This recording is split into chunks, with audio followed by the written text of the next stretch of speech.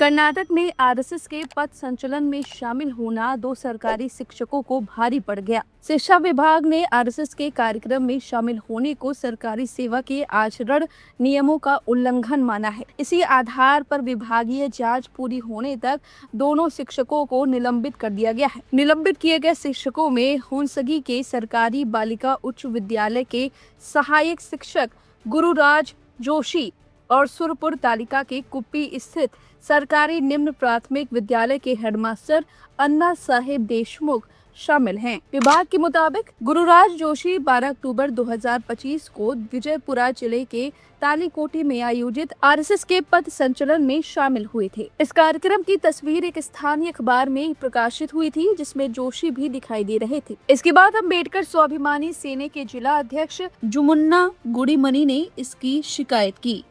अन्ना साहेब देशमुख पर 10 अक्टूबर 2025 को हुंसगी में हुए आरएसएस के पथ संचलन में शामिल होने का आरोप है। इस मामले की शिकायत ग्रामीण विकास एवं पंचायत राज मंत्री प्रियांक खरगे से की गई। शिकायत के बाद शिक्षा विभाग ने मामले में कार्रवाई शुरू की। निलंबन से पहले दोनों शिक्षकों को कारण बताओ नोटिस जारी किया गया था। जवाब में शिक्षकों ने कहा कि आरएसएस का कार्यक्रम रविवार यानी सरकारी छुट्टी के दिन हुआ था, इसलिए उनकी सरकारी ड्यूटी प्रभावित नहीं हुई। उन्होंने यह भी दलील दी कि आरएसएस का पथ संचलन राजनीतिक गतिविधि नहीं बल्कि एक सांस्कृतिक कार्यक्रम था, लेकिन शिक्षा विभाग ने उनकी सफाई को खारिज कर दिया। विभाग का कहना है, कर्नाटक सिविल सेवा आचरण नियमावली के तहत सरकारी कर्मचारी को ऐसी गतिविधियों में शामिल होने की अनुमति नहीं है।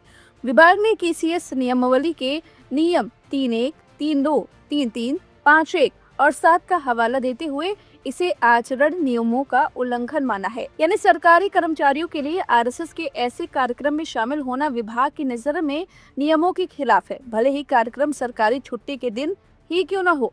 और इसी कार्रवाई के बीच प्रियांक खरगे का आरएसएस को लेकर दिया गया पुराना विवाद फिर से चर्चा में आ गया। दरअसल कुछ समय पहले एक कार्यक्रम में प्रियांक खरगे ने आरएसएस के कानूनी दर्जे और संगठन की गतिविधियों को लेकर सवाल उठाए थे। खरगे ने कहा था कि आरएसएस कर्नाटक में इतने बड़े स्तर पर काम करता है तो उसे भी एक पारदर्शी कानूनी ढांचे के तहत आना चाहिए। उन्होंने कहा था कि अगर कोई संगठन कानूनी ढांचे से बाहर रहकर काम करता है तो कर्नाटक सरकार उसके अनिवार्य रजिस्ट्रेशन के लिए कानून लाने पर विचार कर सकती है। खरगे ने यहाँ तक भी कहा था कि लगातार नियमों का पालन नहीं करने पर कार्रवाई की जा सकती है, जिससे प्रतिबंध तक शामिल हो सकता है। यानी अब जब आरएसएस के कार्यक्रम में शामिल होने पर 2 सरकारी शिक्षकों के खिलाफ कार्रवाई हुई तो खरगे का वही पुराना बयान फिर सामने आ गया। एक तरफ शिक्षा विभाग सरकारी कर्मचारियों के आरएसएस के कार्यक्रम में शामिल होने को सेवा आचरण नियमों का उल्लंघन बता रहा है और दूसरी तरफ प्रियांक खरगे पहले ही आरएसएस के कानूनी दायरे और रजिस्ट्रेशन के तहत लाने की बात कह चुके हैं। इसी वजह से कर्नाटक में आरएसएस की गतिविधियों और सरकारी कर्मचारियों की उसमें भागीदारी को लेकर सियासी बहस एक बार फिर तेज हो गई है। फिलहाल इस खबर पर आपकी जो भी राय है कमेंट करके अपनी राय जरूर दें। ऐसी तमाम खबरों को पढ़ने के लिए अभी जल्द ही डाउनलोड करें लाइव हिंदुस्तान ऐप।